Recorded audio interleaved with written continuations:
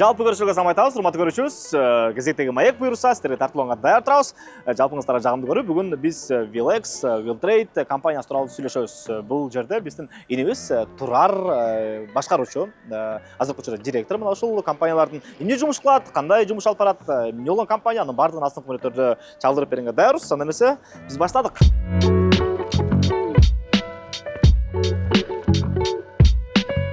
Турар, ассаламу алейкум. Алейкум ассалам. Денсаулык жакшыбы? Жакшы, Кудай ырахмат. Аман эсенби? Жакшы, рахмат. Кош келдиңер. Ооба, иштер кандай болот? Акырындан эми азыр бир аз Кытайдын каникулу башталып Ага. атат. Чуть-чуть отдых бизде азыр. Жылда ушул убакытта каникул болобу уякта? Ооба, булардыкы баягы жылда 10 күн сайын жыл турат. Быйылкысы ушул февралдын аягына, январдын башына туура келет да, бир 10-15 күн. Маегибиз башталары менен өзүңөр байкагандай Кытай жөнүндө сөз болду. Демек бүгүн Кытай жөнүндө бир канча темалар айтылат. Ал жактын жакшысы дагы, жаманы дагы, коомчулукка пайдасы дагы, пайдасы жогу дагы.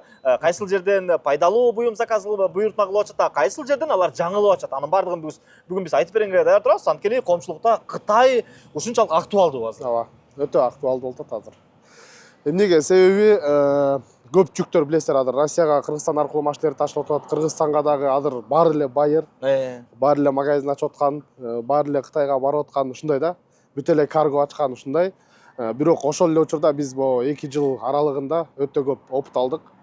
Көп минуска да кирдик, каргону да иштеттик, байырлык баягыдай выкуп услугасын кылдык. Азыр товарларды алып келип сатып атабыз, машинада ташып атабыз. Ушул жалпысынан ушул Кытай менен иштешүүдөгү бардык поэтапно кандай кыйынчылыктар болот, кандай жерлерде мындай алдын алыш керек, ошолор жөнүндө маектешсек жакшы болот, элге пайда иретинде. Анын бардыгы негизи акылуу болот, өзүңөр билесиңер да. Кытай курсу окутам дегендерди өзүбүз көрүп эле жүрбөйбүзбү? Керек болсо аларга машинасын берип туруп анан окутабыз дегендерчи. Бүгүн болсо биз аларды акысыз эле сиздерге айтып берүүгө даярбыз.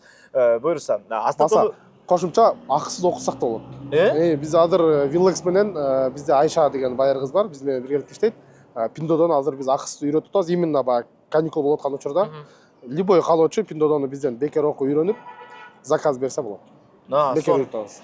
Келе бергиле, келе бергиле. Бул Бишкек шаарыбызда, Борбор калабызда Токтогул көчөсү менен Үмүталиев көчөсүнүн кесилишинде Vilex деген жазып турат. Анын бардыгын биз директор дагы жазып коебуз экранга. Азыр анан таанышалы, анан сен жөнүндө кенен айтып берели. Артыбызда турган уна жөнүндө кеп кылбайлы. Эмне болгон уна бул? Так, бул унаалар Россияга заказ берип, Кытайлар ошо биз иштешип аткан завод жасатчу экен. Бизге буларды мындайча айтканда подреал беришкен.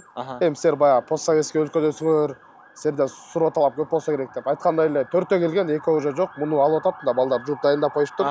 Так, бул машинанын өзгөчөлүгү электро. Бул 50 км/сааттан ашпагандыгы үчүн праванын кереги жок. Анан мотору 10 киловаттан ашпаган үчүн госномердин дагы талап кылбайт. Эми азыркы учурдагы Кыргызстандын мыйзамы боюнча ошондой.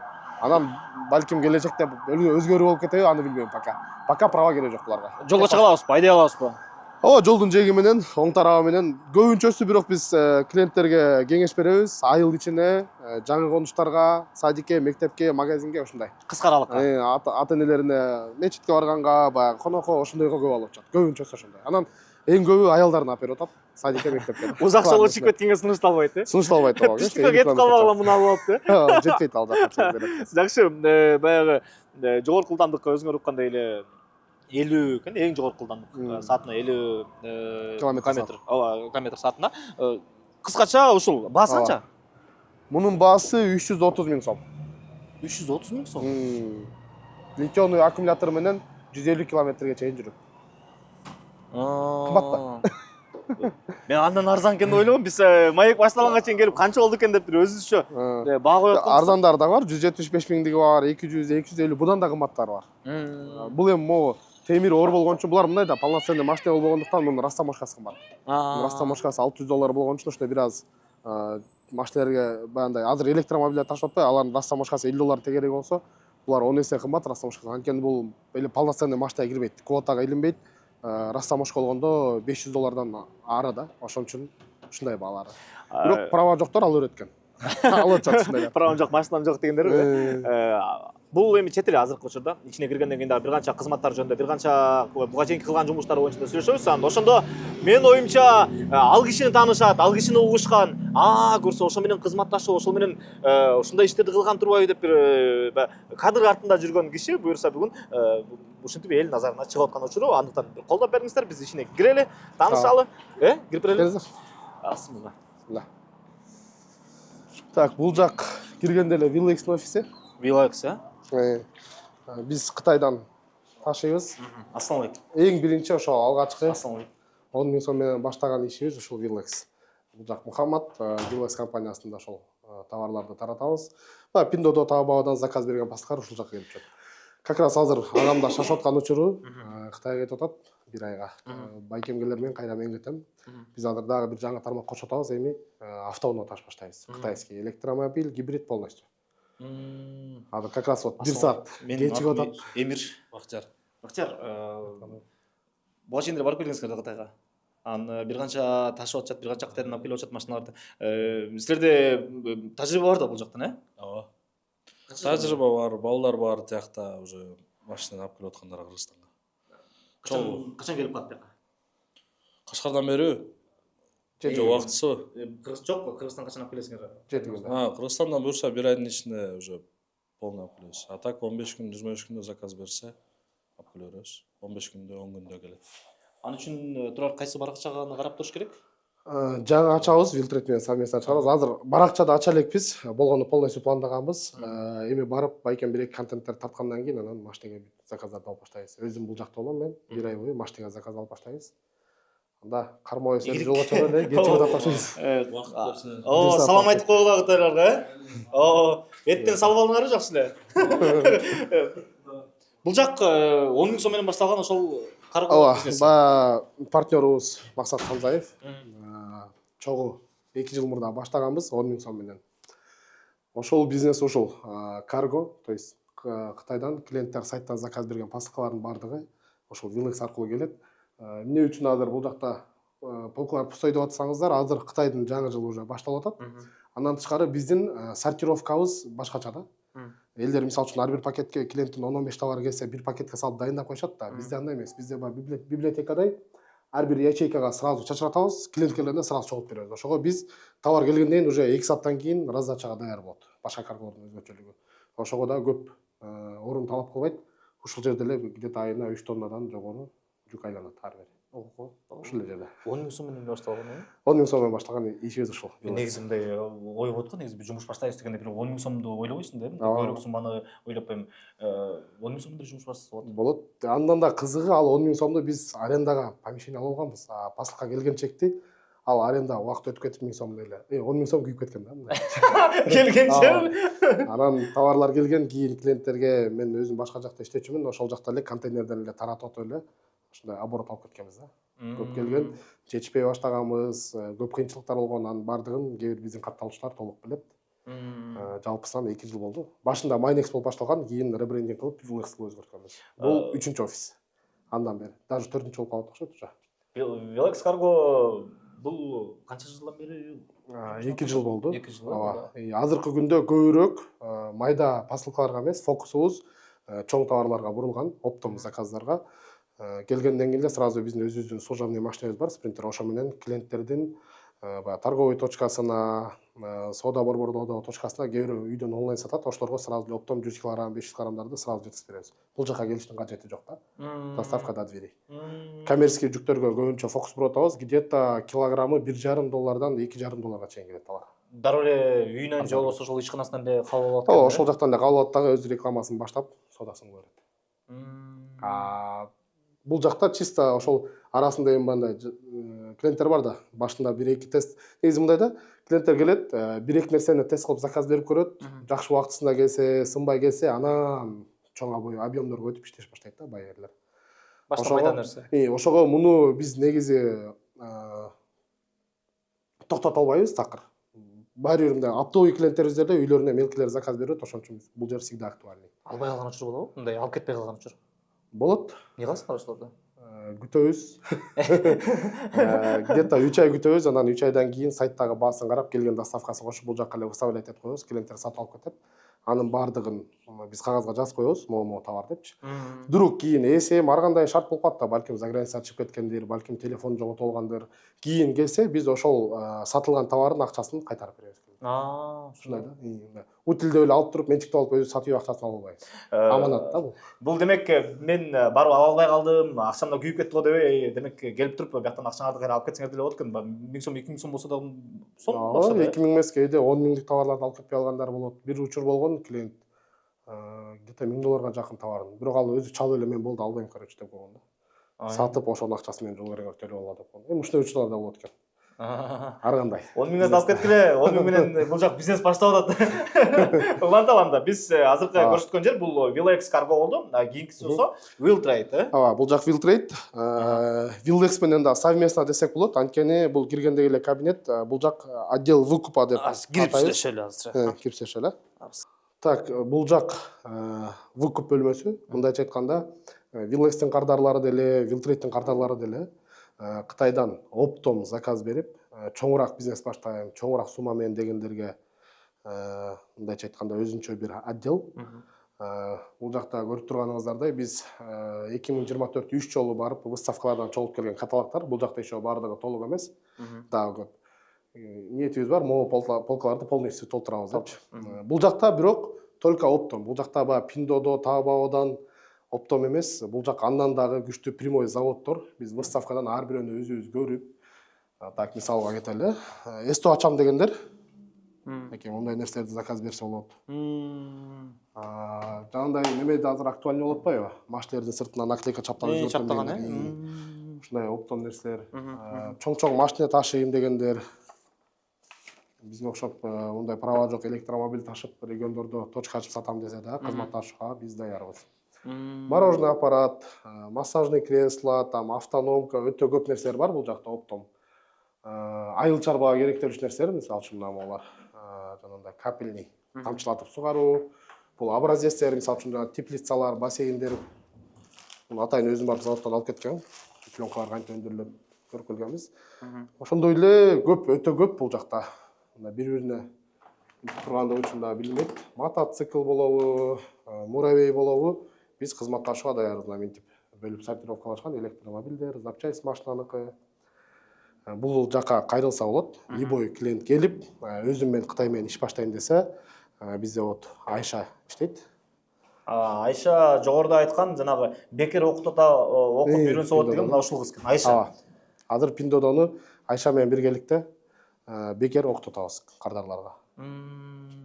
Негизи ал жакта деле чоң акча бар экенин билишет го, көп эле эмне акылуу окутушу, Ооба. Негизи убагында 10 миң, 15 миң деген окулган да бул курстарчы.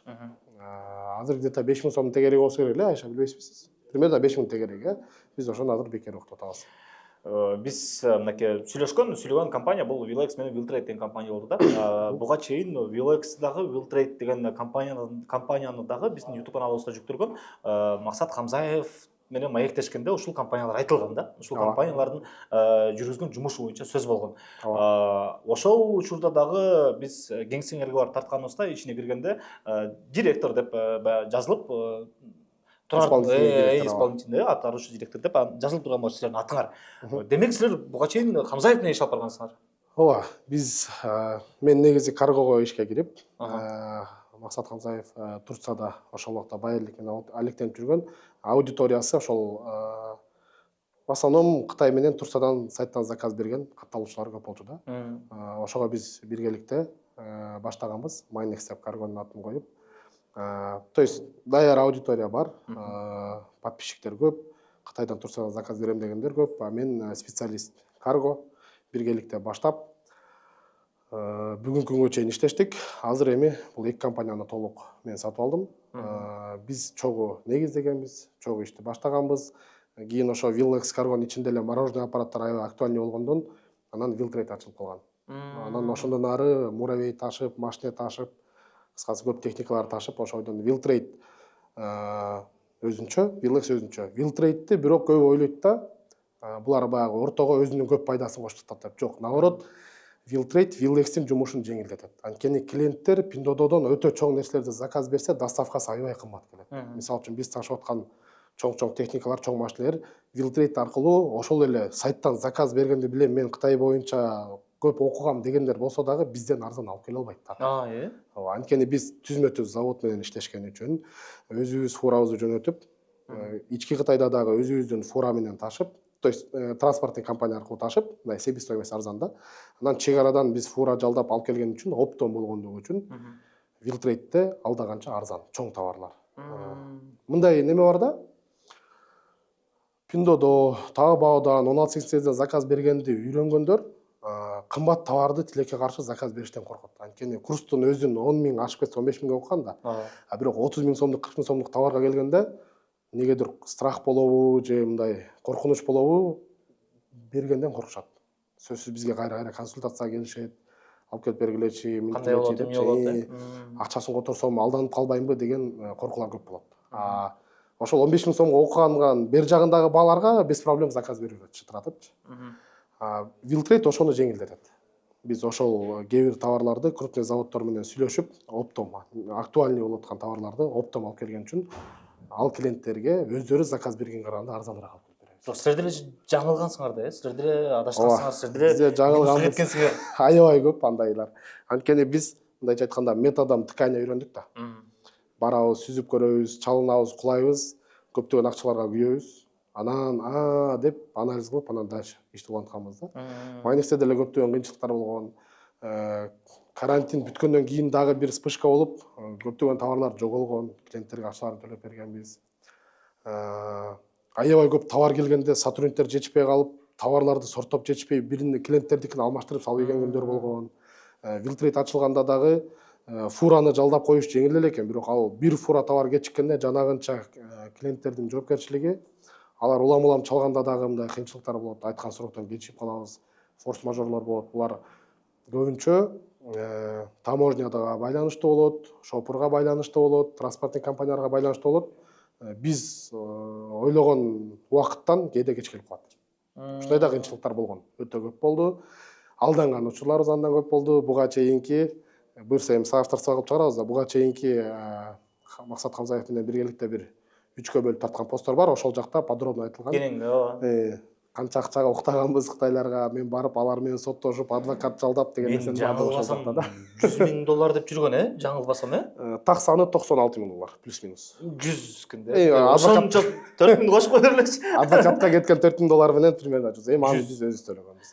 Буга чейин баягы маектешкенибизде Нурлан деген агабыз биздин каналыбызда жакшы айтып берди эле, бирөөнүн катасын окуп коюп, анан ошону колдонгон алда канча силерге арзан түшөт, колдон келсе бирөөнүн катасын окуп койгула акча берип деп. Ошол акчасын кызганып туруп, анан жок мен өзүм эле кылам деп эле болбой эле тырышкандар, өзү ошол реализацияга келгенде, практикага келгенде, сатып алууга келгенде, ошондой онлайн тармакта чоң акчага күйүп калгандар бир канча экен да. Бул кишилер ошол чоң акчанын ортосунда жеңилдетет. Булар күйүштү, булар чалынды, жыгылды, күйдү, тоңду. Ишенип заказ берсе, бул бир канча жумушуңарды жеңилдетет да. Эми мен сурайын деп атканым, мен ким Турар деген ким? Ошол боюнча сурайын деп атам да. Өзүңөр жөнүндө айтып бергилечи. Мен жанатан бери жумуш болуп ат-баттан сүйлөшүп кеттик. Өзүңөр жөнүндө. Атым Турар, фамилиям Талайбек уулу. Көлдөн болом. Так. Кесибим боюнча национальный окуп бүткөм, международный торговля, эл аралык соода. Кесибиңер менен иштеп турбайсыңар, Кесип боюнча ошондой. 2017 окууну бүтүргөм, бирок окууну бүткөнчөктө эле менин ошо ишим бар болчу. Өзүм бизнес баштап, 3 жыл бою натяжной потолок менен алектенчүбүз. Кыргызчасы кермешев да, нукура которгондо. Ал жакта өзүбүздүн командабыз менен бүт ушул жыл массивдер, Бишкектин ичиндегилердин көбү тааныса элек, көбүн потологун койдук, көп эмгектендик. Анан баягы диплом уже колго тийгенден кийин ойлонуп баштадым да. Эмне кылыш керек? Пландар көп да, бирок мындай местный услугада такалып калганда чото өнүгүүнү каалап, мындай акча түшөтсө деле неме болот экенсиң да. Чото өнүгүш керек, мындай батпайсың да, токтоп калгандай болот экен да. Өсүш керек. Анан мен Тайкемдин каргосу бар.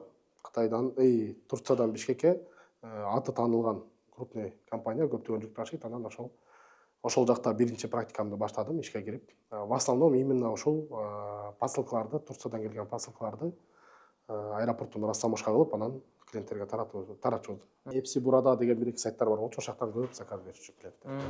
Анан ошол опыт менен биргеликте Кытай уже актуальный болуп баштады, аябай. Хамзаевдин курстары бар болчу, ошол жакта аябай көп клиенттер окуду дагы. Кытайдан заказ бергендердин саны Турцияныкынан да ашып кетти.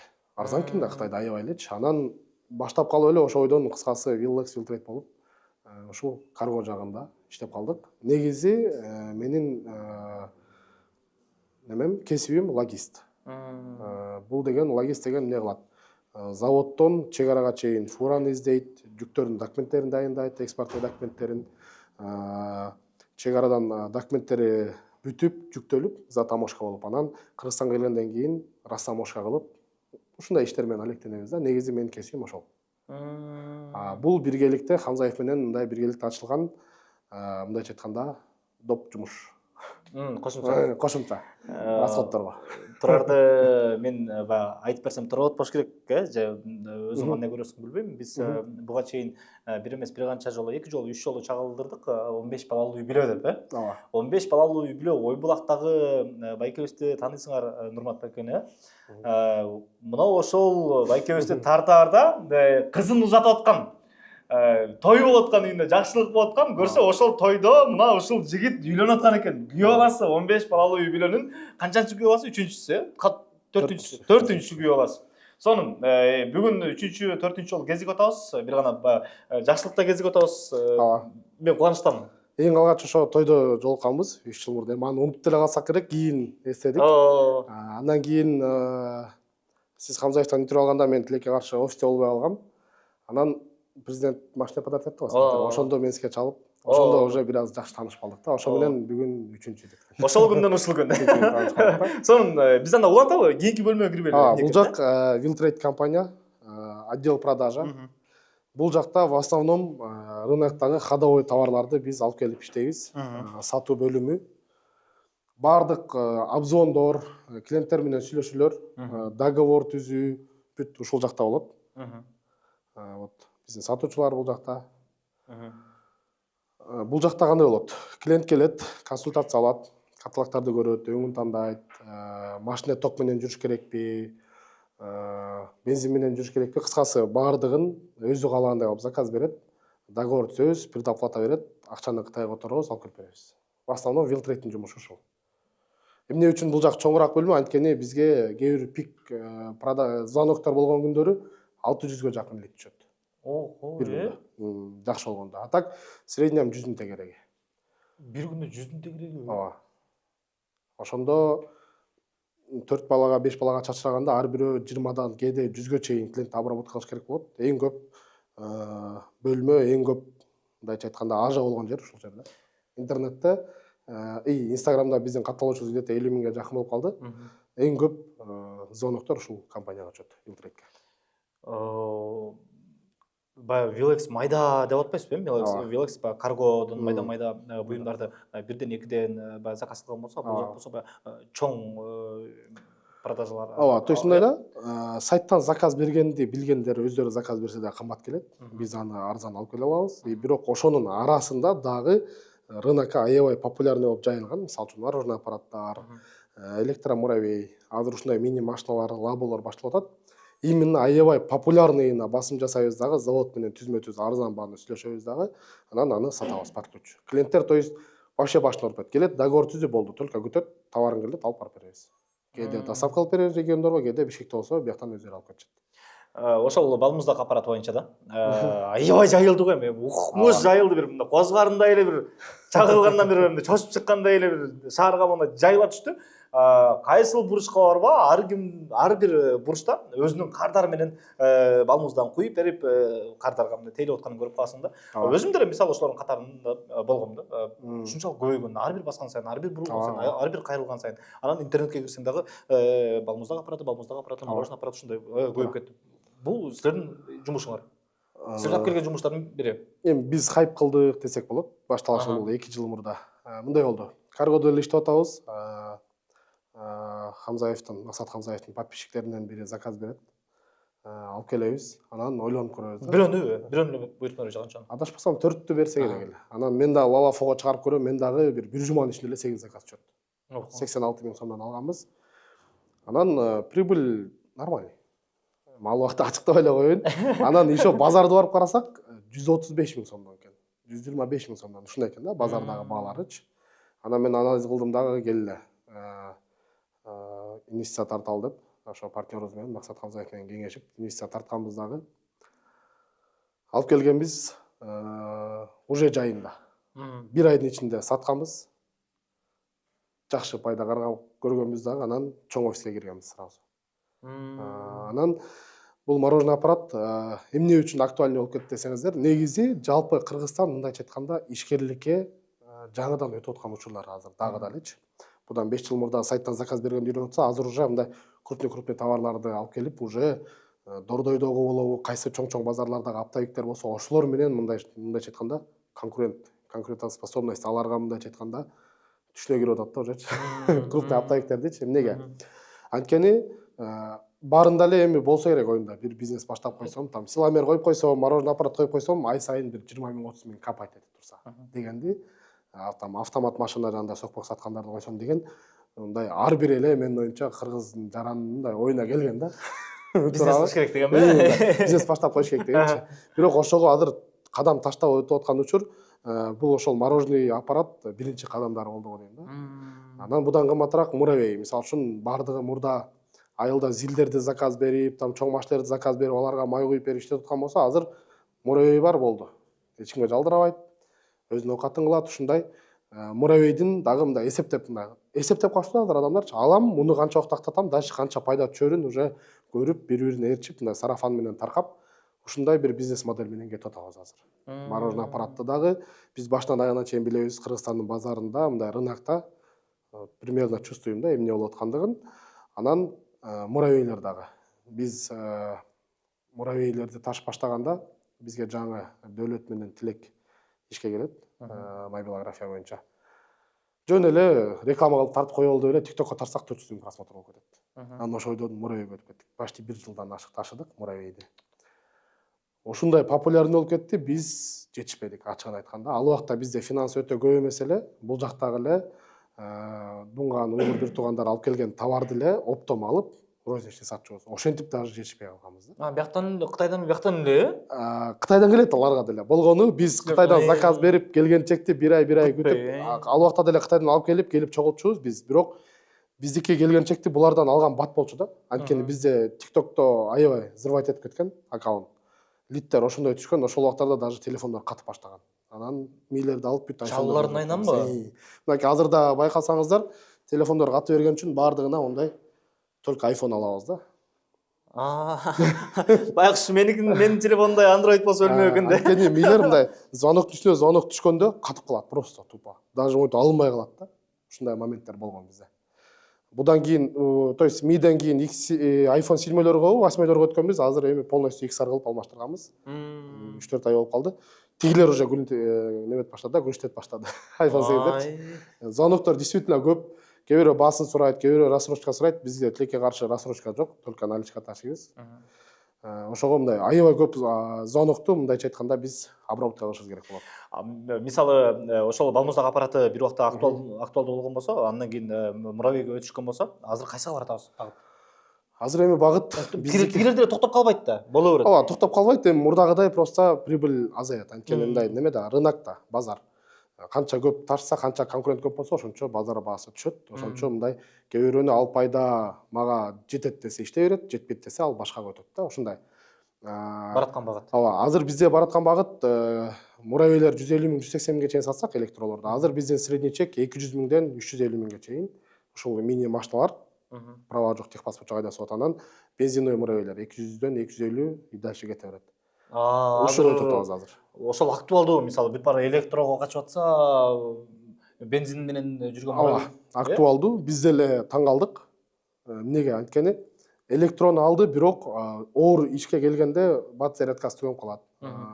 Бизге Кыргызстанга Тилекке каршы жалаң арзан литионный аккумуляторлор кирип элдин баарына тарап кеткен. Алар бир срок годности 1 жыл 2 жыл да. 1-2 жыл кыйнап иштеткенден болду. Алар шишип баштайт, алар одноразовый кайра зарядталбайт, иштен чыгат. ага уже кайра 30 миң 40 миң вложение кылыш керек болот муравейгечи. Еще анын дагы бир кемчилиги десем да болот, өтө оор жүк жүктөгөндө бир аз кыйналып калат электробайрыч. Бензиновый менен прям портерге баскандай эле басышат да биздикилерчи. Өзүңөрдүн компаниялар барбы биякта? Ооба, барып кетсек да болот, как раз клиент келип алып кетмек. Биздин ошол авторунакка баратканда Фрунзе 66 адресинде, Салкын жай деген ресторан маңдайында 150 квадрат жабык местабыз, анан арты участок мындай автосалонго ылайыкташкан. Буюрса машиналерди ошол жакка тизебиз, машиналерди ташып. Ошол жакта дагы бир жакшы жаңылык, кстати, өндүрүш баштап атабыз. То есть мындай кийинки шаг буюрса бизде өндүрүш көбүнчө. Биз анткени Кытайдан көп нерсе ташып атып уже билип калдык да, кайсыны Кыргызстанда өндүрсө болот, кайсыны Кытайдан ташыган выгодный. Меники ушундай да, мындай логист болгон үчүн любой товарды көргөндө, так, мону монтип жыйнаштырса арзан келет экен, же болбосо ушуну какой-то частын бияктан алып анан чогултса арзан түшөт экен деп, мен ошол жакты көп копать этип берем да, казып берем да. Ошого биз азыр ушул жыйынтыкка келдик. Бул жактан рамасын, бортун өндүрүп, калган запчастьтарын Кытайдан алып келсек, батта болот экен, товарный види да сонун болот. Буюрса ал боюнча дагы складка барып кененирээк айтып беребиз. Силер азыр өндүргөн бар азыр? Ооба, бирди өндүрүп чыгардык бензиновый муравейден. И өндүрүштү да пландап атабыз. Канча оборудование керек, канча завод, мындай кандай чоң масштабтагы завод, бүт планировка болуп атат, инвесторлор менен сүйлөшүүлөр болуп атат, Кудай буюрса. Аны да жакын күндөрү баштайбыз. Барып келели ал жака дагы. Бирок ага чейин барганга чейин мен кичинекей бир нерсени сурайын. Бул жакта дагы бир балмуздак аппарат турат да, кичинекей экен. Анан ошол боюнча бир мындай колдонуп көрүп, иштеп көрүп, анан көрбөйлү эмне болгон аппарат. Болот. Ушул жагына дагы бир кошумчалап кетейин, мындай да. Көп баягы рынокто, рынок дегенде базарда клиенттер менен көп иштешип, алып сатып жүргөндө уже примерно билип калат экенбиз, мындай постоянно анализ кылып берип, эксперт болуп калат экенбиз. Мен азыр мындай толук айта алам, мындай прям опытный 100% эксперт болбосом дагы примерно билем да, кайсы өтөт, эмне болот, кандай болот. Билип калат экенсиң, клиенттердин суроо талабына карап, жалаптарына карап эле, могул өтөт, могул өтпөйт. Бул өтөт, бирок бир убакыттан кийин токтойт. Андай могу өтүш керек экен деп уже билип калдык да. Биз мурда ташып жүргөн балмуздак аппараттардан азыр ушуга өтүп атабыз, бирок мунун бир аз өзгөчөлүктөрү башкача. Немелери да башкача да, мындай. Муну ар бир адам эле алып иштете бергени бир аз башкача. Колдонуп көрүп, анан көрсөтпөйбү. Ошону көрсөтөлү. Ошону көрсөтүп, анан сүйлөгөнчө, айтып бергенче, эмне болгон аппарат. Мен айткым келген итог, мороженый аппарат болобу, муравей болобу, машина болобу, биз уже ушул базарды билгендиктен, могул нерсеге деп уже өтүп атабыз да азыр. И дальше дагы ушундай көп жакшы мындай жаратууларды кылганга даярбыз. Буюрса.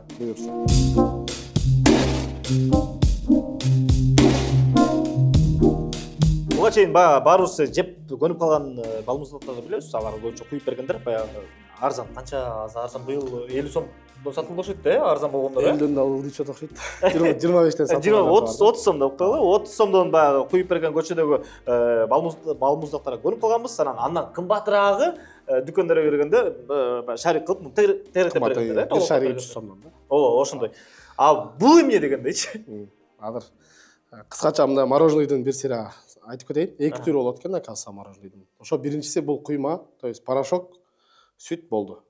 То есть адам өзү эле үйдөн жасайт, куят, анан көчөгө чыгып содасын кыла берет. Анан твердый мороженый деген болот экен. Бул ушул мороженыйлар да. Жана шариковый мороженыйлар, булар атайын твердый мороженыйдын чоң аппараты болот. Могулар типа мындай жоорулуп жасалат. Анан ушундай идиштерге салынып даяр келет. Мунун тигил аппаратка караганда артыкчылыгы көп да. Мисалы үчүн бул 2 жылга чейин сакталат. Бир температурада болсочу. Тиги окшоп күндө куюп, күндө кечине тазалаштын кереги жок. Эки, биз муну атайын азыр 1-2 компаниялар менен уже сөздөк, аттарын айтпай эле коеюн. Ошолордун наклейкасы чапталат, халалдын бардыгы халал сертификаттары менен болот. То есть муну сатып аткан кардар кыйналбайт. Халал эмес мороженый да барбы? Кошумчалар ар кандай да, кармин кошулат, клубничныйларда ар кандай болот, көп. Көчөдө жолгондор халал эмес болуп калышы мүмкүнбү? Айта албайм, бирок эгерде курамында кармин же дагы бир желатин же дагы бир нерсе болуп калса мүмкүн. А так көбүнчөсү мен оюмча сливочный болгондон кийин халал болсо керек. Ошондой эле болсунчу. Адал эле болсунчу дегенде. Болгондо эми муну мындай типа аябай жакшы упаковкалайбыз да. Аха. Мунун өңү башка болот. Бул жакта бүт ошо компаниянын атталыштары, канча түрү бар. Мунун түрлөрү көп да. Мисалы үчүн бул фисташковый. Бул шоколадный болуп атат. Анан кетет банановый, клубниковый, короче, ондой түрү болушу мүмкүн. Булун артыкчылыгы тигиде мисалы үчүн сливочный анан клубниканы экөөнү бирден сагат да. Анан ортосунда экөөнү аралаштырып коет элес. Ошол максимум 3 вкус жей аласыз да. 3 эмес, негизи 2 эле да. Буда 10дон ашык, 20дан ашык вкус деле тизип туруп коюп коесуз. Кааласа клиент өзү келип деле мынтип ачып, бул жака салып, так, моусун обязательно ачыш керек. Сыга турган жери. Так, мына коюп коеюн. Кааласа клиент же ошол жакта сотрудник деле ушуну көрсөтүп бере алат. Бул бир аз мороженое эрип калыптыр. Жакшы эле кадр чыгат болду экен. Чыгып. Мынтип. Кааласа идишке, кааласа рожокко салып алып жей берет да. Эрип кетиптир бул дагы бир аз. Кыскасы ушундай логикасы. Анан муну алат дагы, бул жагында одноразовый кашыктар болот. Алат, ошо менен жеп кете берет. Мо идишти да эми азыр примерге өзүнүкү эле коюп атпайбыз. Негизи жандай кагаз идиш болот. Же рожокко. Эми бизде офис болгон үчүн муну көтөрүп келгенбиз, бир аз азыр импровизация жасаш керек болуп калды. Азыр кышында мисал катары эле көрсөтүп атабыз. Бул буюрса баягы жумушту жеңилдетет экен. Шоколадный да бир көрөлү. Негизи. Так, болду. Анан бул болду. Муну алып туруп койсо болот, одноразовый. Жейбиз. Бисмилла. Халал. Куликовскийдики. Сертификаты бар деп. Так, эми мунун артыкчылыгын караңыздар. Бул тиги окшоп стабильно ток жебейт. Тиги всегда баягы муздап туруш керек да, чоң аппараттарчы. Бул именно могу кнопканы баскан учурда гана бир канча ток колдонот болду. Где-то 100 эсе эконом да, электр энергияда. Бул бир. Эки, буну мынакей азыр биз ток менен иштетип атабыз. Муну аккумулятор менен да иштетсе болот. То есть шорого окшоп шардын любой бурчунда иштетсе болот. Аны биз уштуп бере алабыз. Анан рожокко дагы салат, тигиндей идишке дагы салат. Так. Үчүнчү артыкчылыгы вкусунда. Тигилердей чектелбейсиз эки түрү менен. Бул жакта уже 10дон ашык түрдү любой клиент келет, өзүнө жаккан вкусту алат, кааласа өзү сыгып алып жеп кете берет. Кийинки преимуществосы, мисалы үчүн тигил аппараттарда биз аларда көп ташыдык. Азыр деле ташып беребиз каалоочу клиенттерге. Бул мындай неме эмес да, максат ал мороженое жамандап анан муну макташ эмес. Экөөнү тең эмес ташыйбыз. Болгону бул мындайча айтканда как франшиза кетет. Бул эми буюрса ушул жылы кийинки жылдары Кудай буюрса бардык магазиндерден, бардык заправкалардан, бардык кофейнялардан Кудай буюрса көрө аласыздар. Кийинки артыкчылыгы тазалашында. Мисалы үчүн тигил жакта 2 цилиндр болот да. Ичинде баягындай мясорубкадай болгон эмелер турат. Ошолордун жарымына чейин толгондон кийин ортосунан чыгат да. И всегда күндө кечинде сода бүткөндөн кийин анын үстүнө кайра суу коюп отуруп тазалап, где-то 1 литр расход кетет, отход. Чыгып кетет да расход. То есть эртең менен 5 литр куйсаңыз, кечинде 1 литриңиз болду жок деген сөз да. Буда андай нерсе жок, көрдүңүзбү? Чектелүү, өзүнүн граммовкалары менен чётки чыгат, болду. Клиент алып кетти, бүттү. Анан тазалап жууп отурбайт күнүгө. Күндө кечинде тазалап, эртеси күнү неметпейт да. Болду, идиш кетти, одноразовый болду. Буга салат, жабат. Механизм эң жеңил. Көлөмү да кичинекей. Көлөмү кичинекей. Бул жагы где-то 20 с чем-то, 30га жакын. Бул жагы где-то 40-46 ушундай. Бийиктиги ашып кетсе 60. И мунун дагы башка өңдөрү бар, бир аз башка түрлөрү бар. Анан бизде еще неме кызыктуу жери. Көбүнчөсү баягы айтып атпайбы, Пиндододон табадан заказ берген билишет да. Любой идея болсо сразу скриншот кылып издеш туруп ала калышат да. Ушул жерде неме кылып кетели, типа кандай десек, кыйын байерлер бар болушу мүмкүн да эми арасындачы. Эгерде ким ушундайды табып Кытайдан алып келе алса, жеке менден 5000 сом приз деп коелу. Бул колдон келбейби? Муну 5000 сом бутканда эртең мен дагы киришем го. Издеп. Таппайт. Эмнеге? Жок, сайттарда жок. Пиндододо, Таобаодо жок. Мен бул проект менен иштеп атканыма майдан баштап иштегенде уже почти 8 ай болду. Заводтун көргөнбүз, сүйлөшкөнбүз, бардык бизде документтер бар. Азыр бизге да жасап берип атат на данный момент. Кимиси болбосун Пиндододон, Таобаодон издесин, таба албайт. Азыр деле вот видеодон скриншот кылсын, издесин, табыш кыйын. Анткени бул как франшиза катары Италияда франшиза катарында иштетет. Бул Италиядан чыгарылган негизи инструкциясы. Анан Кытайларда жасаган, Кытайдын ичинде сатылышы мүмкүн, бирок сатпайт аны любой адамга. Кытайдын ичинде мороженое менен, жанагындай вывескасы менен бүт бардыгын как франшиза катары сатып алып иштетесиз. Додо пицца франшиза бар го мисалы. Куликовскийдин кээ бир магазиндер франшиза кылып сатып алышат. Ошондой кылып, ошондой форматтагы бул бизнес. Муну ар бир эле адам сатып алып эле үйдө эле өзү жасай бербейт. Биз дагы ошого бурулуп атабыз. Мисалы үчүн азыр биз мурдакы саткан аппараттарды кээ бирөө кымбат сырьё. Биз мисалы үчүн предлагать этчүбүз. Vita Ice деген компания бар, халал сертификат менен. Ошонун порошокторун, ошонун рожокторун предлагать этчүбүз. Адал болгондугу үчүнчү. А кээ бирөө Кыргызстанда эле жасалган арзанына качат рожокторчу. Кээ бирөө сырьёну өздөрү жасаганга качат. Арзаныраак деп сатып алыпчы. Анан ар кимиси ар кандай да, мындайча айтканда сан эпидемде бир аз мүчүлүктөр болушу мүмкүн. Мунун жакшы жери ар бир өнүмдө могу идиши салынгандан кийин кайсы күнү чыгарылган, халал, кайсы компания, сөзсүз жоопкерчилик болот. Анотация. Анан бул жактагы башкы максат бул аппаратты сатыш эмес, аппараттан пайда калбайт деле. Башкысы ушул твердый мороженыйдан. То есть ошол эле шарик форматындагылар эми буюрса ар бир магазинде, ар бир кафеде, кофейняда, кандай десем дагы, көчөлөргө да балким чыгып калышы мүмкүн, билбейм. Мен бул жактарын сүйлөшүп атабыз. Мэрия менен азыр билип атасызбы, жылдан жылга мэрия менен мындай кызматташып болуп атат. Болуп калса, разрешение берсе, балким көчөлөрдөн дагы ушундай аппараттарды көрүп каласыздар. Жайдын камын азыр көрүп атасыңарбы, О да, кыштын камын жайда көрдүк. Жайдын камын кышта көрдүк уже. Буюрса азыр завод дайындап берип атат.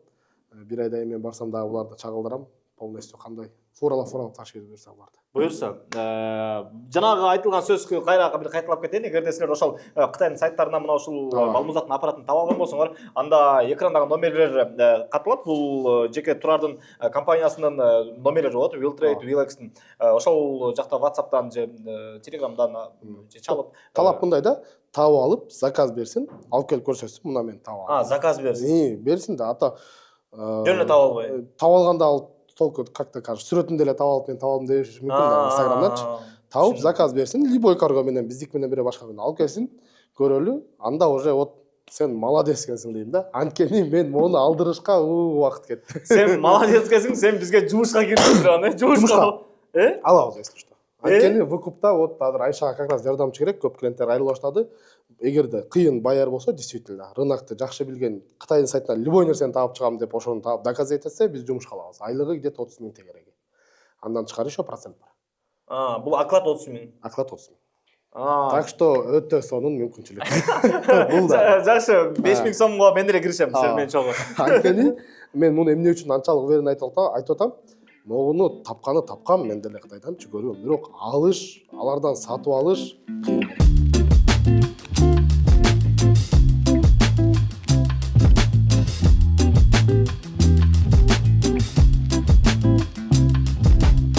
Сөзүбүздү улантабыз. Баягы темадан утурлай эле сөз калдып атабыз. Ал жакта сөз болгондо оор өндүрүш, сөзүбүз өндүрүп атабыз, атамекендик өндүрүш болуп атат деген сөздөр болду. Биз сөзүбүз куру болбосун. Атайын келдик, шаарыбыз Бишкекте, борбор калабызда. Ушул боюнча сөз калды. Эки өтөңөр негизи Кытай. Негизинен Кытай. Моторлору. Кыргызстанда өндүргөн детальдарын четинен айтып берейин. Так, бул жак бизнес кат. Андакы Тосор Агро, Wheeltrade баракчасы, агротехника эки баракчабыз менен иш кылабыз. Бул муравейди өз өндүрүп чыгардык, ошол кызылды. Туура көпчүлүгү Кытайдан келет, эмнесин өндүргөндүгүн. Бир аз артка жылы айтып берди окшойт, мону айтып алабызбы? Батыш алалы дейм да. Так, бул ошо кабина жок кезде көрсөтөлү. Будан уже 50дөн ашыгын алып келдик клиенттерге. Под заказ иштейбиз. Спрос аябай көп болгондуктан даже наличие турбайт. Азыр бул клиенттики, ошо кабина коюп бергиле деген үчүн алып келгенбиз.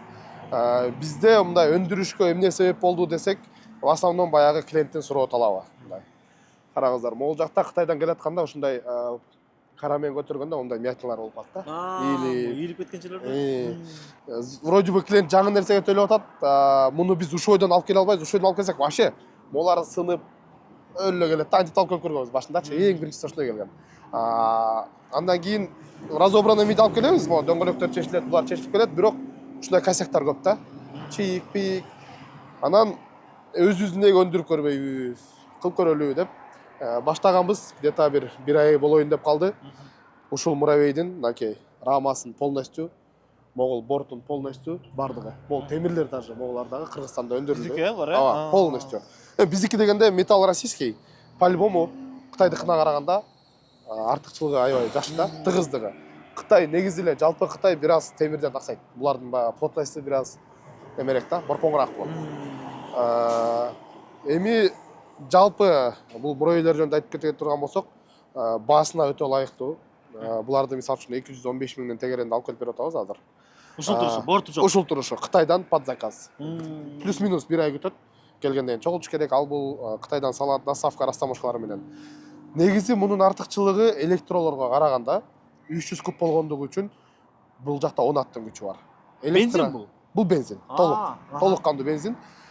Электролордо максимум 2 аттын күчү болот да. То есть бул 5 эсе күчтүү. Жүк көтөрүмдүүлүгү жагынан дагы, тартыш жагынан дагы да. Эми мунун эмне артыкчылыгына келсек, Портер лаборго салыштырмалуу бул самосвал. Шагыл, көмүр, ушундай жумуштарга көбүнчө коммерческий направлениеда көп алышат. Клиент, бизден алган клиенттер буларды эң баты бир айда, калгандары бир 2-3 айда эле актатып алат. Ушундай да. Самосвал болгондугунда, бортунун чоң болгондугунда анан двускат. Ар бир дөңгөлөк где-то 600 килограммга рассчитанный. Кстати, Портердин дөңгөлөгү өчөт. Если что, клиент могул что-то мага кебетеси жакпай атат десе алат дагы Портердин двускатын салып алса болот да. Размери Портердикиндей, ошого мунун грузоподъемности жогору, аябай эле. Электрого салыштырмалуу. Биз максимум 2,5 тонна жүктөп көрдүк, атак 3 тоннада жүктөп тест кылабыз буюрса. Фура сүйрөп көрдүк, 16 тонналык. Тартышы боюнча. Бул грузовой мост болгон үчүн жүккө коммерческий ишке аябай ылайыктуу. Документи кандай экен? Документация эми ошону мону баштап алып бир аз ойлонуп атабыз. Негизи буларга документ талап кылынат 300 куб болгондугу үчүн. Бирок шаар ичинде айдабаса, чисто жылмайсыз айыл ичи болсо, бул чисто неме да, айылга колдонууга деп кетет да. Өзүнчө категория бар. Атак шаар ичине мен айдайм, прям аябай шаар ичинде иштейм десе, право алыш керек болот. Бардык документтери бар, вин-код менен техпаспорт, правасын. Правасы бар болгон болсо, техпаспорттун биз бүтүрүп беребиз документ жагын. Кытайдыкын. Буну биз самодельный кылып, мунун да документин бүтүрүп атабыз азыркы күндө. Эми биз баягындай крупный чоң завод болбогон үчүн мындай 2-3 устанын эле колунан чыгардык да азырчы. Мына сразу да билинип турат. Кытайдыкы кандай, авальный. Биздики мындай болду. Пока. Бирок биздики буга салыштырмалуу 100 килограммга оор. Анткени темир оор, российский металл күчтүү, бышык. Ата мекендик өндүрүш өтө мындай. Биздин компаниядагы бул өтө чоң жаңылык бүгүнкү күндө. Мындайды көбү кыла албайт. Көп рисковать этпейт эч кимчи. Жанатан бери айтып атам буларга даярдап койгон нерсесин биз айдай алган жокпуз. Мен айдай алган жокмун, ачыгын айтканда. Механика болгон үчүн ооба, силер сонун иш кылып атпырсыңар. Сонун нерсени баягы жаратып атпырсыңар. Баягы бул да болсо, коомчулугубузга, бул да болсо биздин журтубузга пайдасы тийсе, эң сонунда. Конечно. Вообще сонунда. Жеңилдетсе. Мисалы үчүн лаболор 300 миң тегереге. Портерлер вообще 600 миң тегереге. Муну алат 215ке. Бир айда актатат. Болду. Да иштетет только. Да, бензин бирок ошого жараша артыкчылыгы бар. Электролорду аларда алып келебиз, аларда суштайбыз, эми бирок ал мындай более жумшагыраак иштерге. 500 килограммдын ар жак бер жагынан эле. Ачыгын айтканда. Пескоблок, шебень, там брусчатка, көмүр, бука баккандар, таластыктар көп алат, фасольго, көлдүктөр көп алат, жылкы баккандар аябай көп алат, мал чарбачылыктачы. Силоо зор болот го. Куюп, кун менен төгүп, мындай малга жем бергенге мунун артыкчылыгы намного эле лучше электрге караганда. Анын да орду бар, анын да спросу бар. Оор жумушка бул жакшы. Анда айтып кетишибиз керек экен да, баягы бир мисал кылып айтып кеттиңер. Таластыктар көп алат, фасольго деди, көлдүктөр көп алат. Өрүк алсын, өрүк аларда деле алмага дейли. Өрүк алмага алсын, мал чарба. Баткен алсын, өрүк алсын, өрүк ташыганга эң сонун экен. Арындыктарга, малга, этке вообще. Эт жүктөсөңөр мощный болот экен чындыгында. Жалаатта жаңы жүктөп эле, жалаатта бизде мөмө жемиштин түрлөрү көп чындыгы. Ошто болсо, ошто бардык жумушка го дейм башта. Бардык жумушка чындыгы аякта калкын саны да көп, жумуш да көп, суроо талап дагы көп. Эмне кылам десеңер, бардыгына бул кызмат кылып берет экен да. Азыркы учурда турар. Бул ата мекендик өндүрүшкө кадр сыртында сүйлөштүк, кардары бар экен. Азыр кардар алып кетет экен. Анан бир ошону дагы отзыв кылсак, эмне үчүн алып кетип атат, эмне жумуш кылат, каяка алып кетет, Азыр келет. Кыскача айтып кетейин, нарынга алып кетип атат. Көмүр таш иштейт экен байке. Анан айтып атат, муну мен 1 айда эле актатып алам депчи. 250 000 сом алып атат, могу кабинасы менен нарын сукко билебиз. Ооба. Анан атайын дагы ушул өзүбүз өндүргөндө ошол байкеге туура көрүп берип атабыз. Анткени оор жумуш, чоң таштар түшөт, көмүрдү мындай төккөндөчү. Кузов ирип кетпесин деп ушуну берип атабыз клиентке. Мунун уже кардары даяр. Хотя аябай бергибиз келбеди да. Эмнеге? Эми өзүбүз биринчи жолу жасадык. Оор өнөр жай, мындайча айтканда бул өтө эле олуттуу тема Кыргызстандачы. Билебиз, оор өнөр жай мурда машиностроение башка нерселер болгон, бирок Союз тарагандан кийин көп заводдор иштелбей калып кеткен да.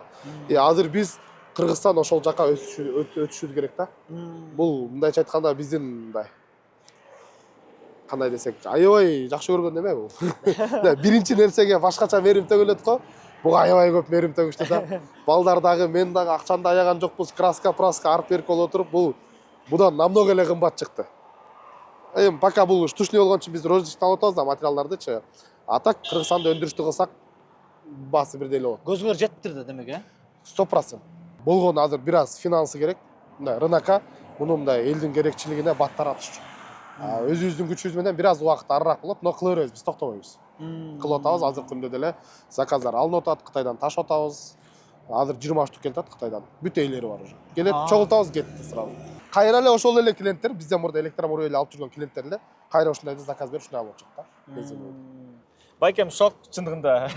Келип эле негизи алып кетейин деп аткан, айдап кетейин деп аткан, анан байке алып атыптырсыз, оюңузду угуп кое болчу, эмнеге алып атасыз, эмне кыласыз деп баягы бир-эки болсо мындай суроо берип көрөлү деп атасыз, сөзүн угуп, оюн угуп көрөлү деп атасыз байке. Ден соолугуңуз жакшы? Жакшы, шүгүр. Менин атым Эмир. Сиздин атыңыз Эркинбек. Эркинбек байке, алдыңыз муну? Алдым. Ушуну жактым. Кут болсун. Эмнеси жакты байке? Бул себеби Жакты карап сүйлөңүз. Кытайдан заказ бергенмин. Турарга заказ берген Билтрейд компаниясына. Ошо Кытайдыкын көрсөм кичине жаккан жок. Немелери жукара экен. Биз өзүбүз чынын айтканда көмүргө иштетебиз муну. Көмүргө иштетип, ушу көмүргө кичине салмак турак, анан оор көтөргөн керек экен да.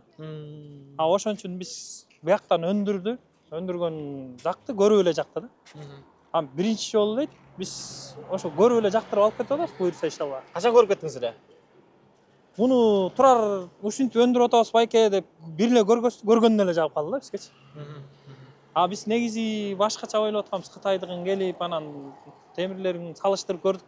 Салыштырганда бизге мындай стоящий эмес экен да.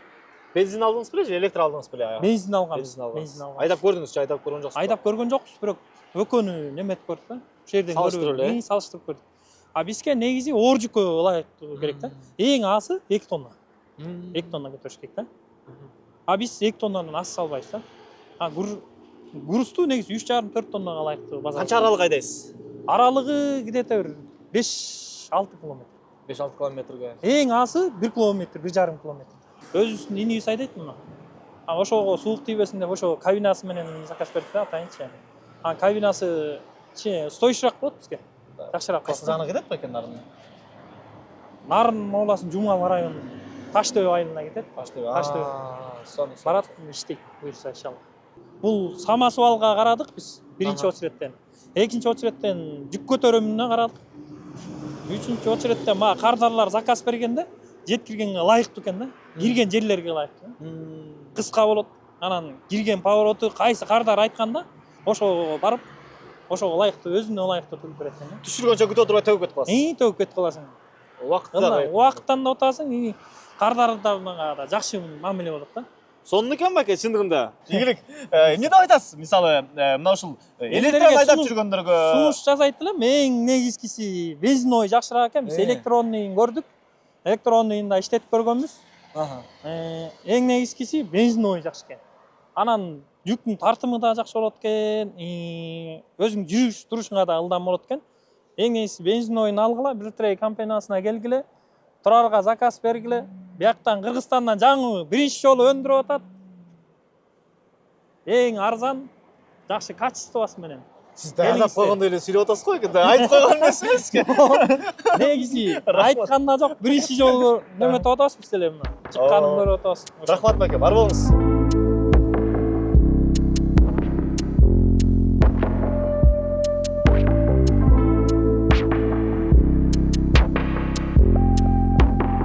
кээде бизде көргөзмөгө мындайча айтканда наличие муравей жок болгондуктан биздин видеолорду көрүп эле заказ берет.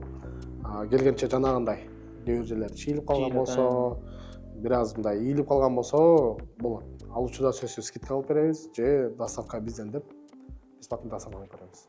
Ошко жаллап аткан мисалга. Где-то 5000 сомдон 7000 сомго чейин чыгым болобуз, эми бирок кардардын эместе да. Клиент всегда прав деген нерсеби? Себеби биз анда жаңы деп алып келип атабыз, 2024-төбүз алып келебиз, чогултабыз, анан жолдон жанда мүчкүлчүлүктөр болгон үчүн өзүбүз дагы ушинтип азыр өндүрүшкө кирип аткан учурубуз буюрса. Ошол менен буюрса ошол проблема чечилсе, буюрса андай болбойт. Жок, эң башкысы силердин деген каалооңор болуп атпайбы? Силердин көрөгөчтүгүңөр болуп атпайбы? Силер ал нерседен коркпой кадам таштап жасап атпайсыңарбы? Демек бул жакта дагы бир чоң ийгилик бар да, оор өнөр жайында дагы өндүрүштү дагы жасай бергиле чындыгында. Мен бир гана ийгилик каалайм. Буга чейин кадр артында жүрсүңөр да. Хамзаев менен эмгектенип жүргөндө, Хамзаев менен иштеп жүргөндө азыр болсо экранга мындай бир аз көрүнүп, силер менен акылдашып, кадр сыртында сүйлөштүк. Билгениңер көп экен да.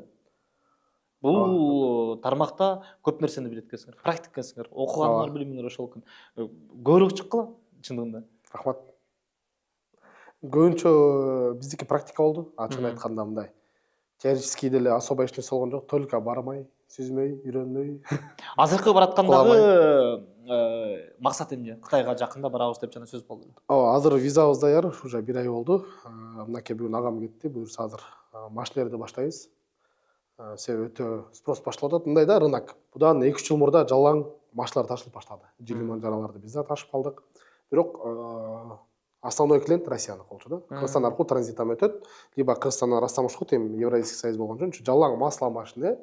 Кыргызстандагы ар бир эле үй бүлө масла өзүнө 30 миңдик, 20 миңдик, 60 миң доллардык машина ала бербейт. Азыр эми местный рынок өнүгүп атат. Акыркы бир жарым жыл, 1 жыл аралыгында именно 2021, 2022, 2019 бушный экинчи кол машина деп коет кытайлык кыргыздар. Ушундай бушный экинчи, үчүнчү владельцтер айдаган машиналерди азыр местный рынокко арзан болгондугу үчүн 6 миң доллардан 7-8 миң, 9 миң болгондугу үчүн аябай жакшы кирип атат. Мындай да ар бир нерсенин өзүнүн убактысы болот экен. Бир убакта Дубайдан катуу келип атты эле. Азыр деле келип атат, но мурдагыдай эмес.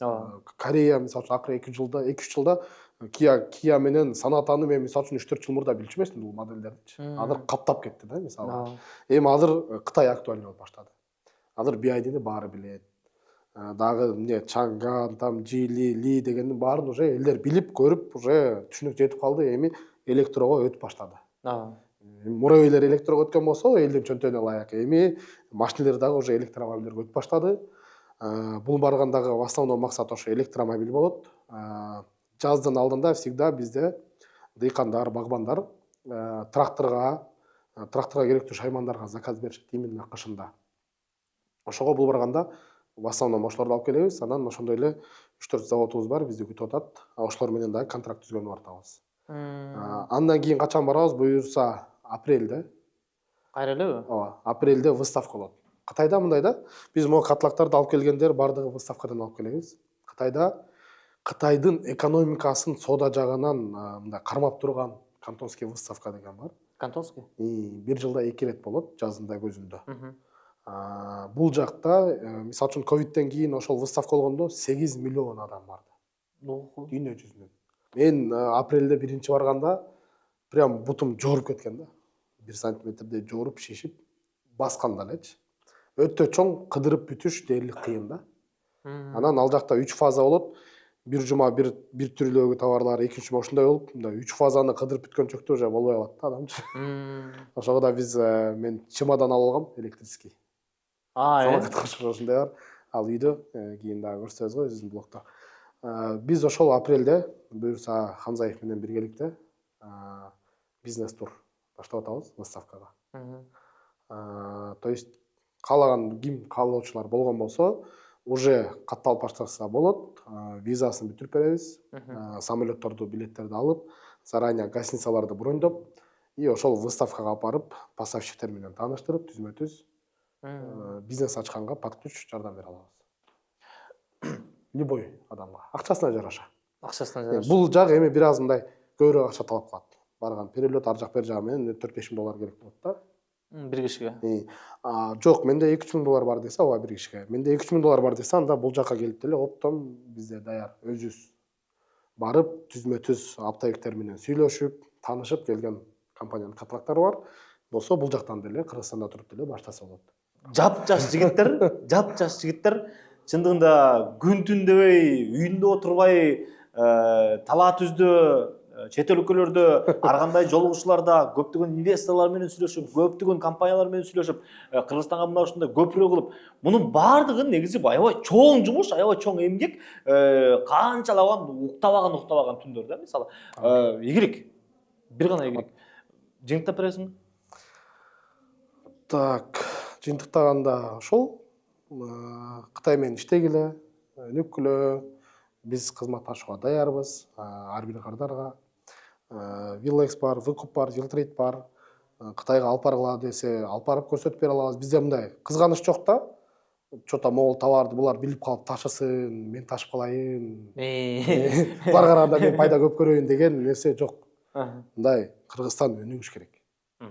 Азыркы учур мындай бир саясий учурда Украинадан согуштан улам санкциялар көп болуп, Россияга өтө көп машинелер Кыргызстан аркылуу өткөн үчүн дагы бул экономикага көп влиять этип атат. ЕС болгон үчүн биз. Андан кийин Израилдеги согуштан улам көп порт менен эң арзан логистика бул неме да, корабль менен ташыйт да порт менен. Порттон ошол Европага чоң судналар менен ташылат да. Ошол баягы Суэцкий канал аркылуу өтүп атканда көп коркунуч бар да, жардырып салышат, атып салышат. Ошого булар Африканы айлангандыгы үчүн кеч жетип атат. Ошого азыр на данный момент Кыргызстан, Казакстан аркылуу Россияга, Европага товар жеткирүү өтө актуальный болуп атат. Ошон үчүн бизде Кыргызстанда Кытай темасы аябай масштабына кетип атат. Бардык жерде. Мен даже өзүм көлдөн болом, Караколдо. Ошол жакта бардыгы сайттан заказ берип, уже соода кылып ушундай болуп атат. Азыр мындай бир кадам кандай десек, же бир тепкичке мындай өзгөрүүдө бартабыз да. Мындан аркынысы өндүрүш болуш керек. Мына билебиз 10-15 жылдан бери швейн индустрия кандай өнүккөн Кыргызстанда. Эми мындан ары оор өнөр жай, жеңил өнөр жайлар дагы өсүш керек да. Бардыгын эле Кытайдан алып келе бербестен, өзүбүздөн какой-то мейли башында 10%-ын, 20%-ын өзүбүз өндүрсөк болот. Бизде өтө көп нерселер бар. Өтө оборудованияларды алып келип өзүбүз өндүрсөк, рынокко дагы туруштук бере алат ал баа мененчи. Конкуренттер келсе дагы баа менен туруштук бере алат, көпкө соодасын кыла алат. Ошого өндүрүшкө да өтүшүбүз керек. Бул бардыгы элибизге пайда. Жаштарга пайда. Биз басып өткөн опыт менен бардыгы менен бөлүшкөнгө даярбыз. Андыктан ооба биз бир канча жолу буга чейин экрандан номер чыгардык, Instagram баракчаларды чыгардык. Мына ошол жактардан дагы өзүңүздөр жазып кетсеңиздер болот. Ал эми ким буга чейин кызматташкан болсо, мына ушул биздин коногубуз менен, Турар менен буга чейин кызматташып, кызматын көрүп, өзүнүн бир жумушун аткарган болсо, анда комментарий бөлүгү жаза кетиңиз, башкаларга дагы сабак айтыңыз. Бул мындай экен, жаманы болсо жаманын жазыңыз. Жакшысы болсо жакшы, ооба, жакшысы болсо жакшысын жазыңыз. Мүмкүн бүгүн биздин жаныбызда отуруп, мисалы бир гана ийгиликтүүсүн айтып атат. Ийгиликсизин мүмкүн жашырып койду. Эгерде сиз билген болсоңуз, анда айтыңыз. Элди алдабаш керек, эң башкысы. Элдин кызматын кылып атабыз да. Ийгилик, бир гана ийгилик. Мен кубанычтамын. Бар болгула, аман болгула. Урматтуу көрүүчүбүз, келди жумуш кылалы. Майда-майдадан баарыбыз эле баштап, баягы мен бирок жеке өзүм Кытайдан бир жолдо заказ кылып көрө элекмин. Бир жол дагы ошол Кытайдын сайтына кирип көрө элекмин да. Таптакыр. Мен ойлонуп да көргөн эмес экенмин ал жөнүндөчү. Бирок буйртма бергендер, ал жактан алып келгендер, мен күтүп атам, мен алдым, мына бул товарды алдым, тигини алдым деген тааныштарым толтура. Ооба, аябай көп. Демек, бир жолу буйртма бердиңиз, 2 жолу, 3 жолу, 4 жолу, эми коркпоңуз. Келди. Силерге алдын ала алдыга жол көрсөткөн бул жакта атайын кызматкерлер бар. Бул жакта атайын сиздин жумушуңузду батыраак астыга жылдырганга, ийгиликтүү болушуна, баягы коопсуз болушуна, анын баардыгына мындай силерге кичине болсо тирөөч болгон бакта жигиттер бар. Келди, кызматын көргүлө. Биргеликте иштейли, бири-бирибизди өндүрөлү, өстүрөлү, өсөлү. Биз бир гана кубанычтабыз. Баардык тармактан, ар тармактан өнүгөлү, өсөлү. Жыйынтыктайлы маегибизди. Кийинки көрүнүштөн көрүшкөнчө аман эсен туруңуздар, урматтуу көрүүчүлөр.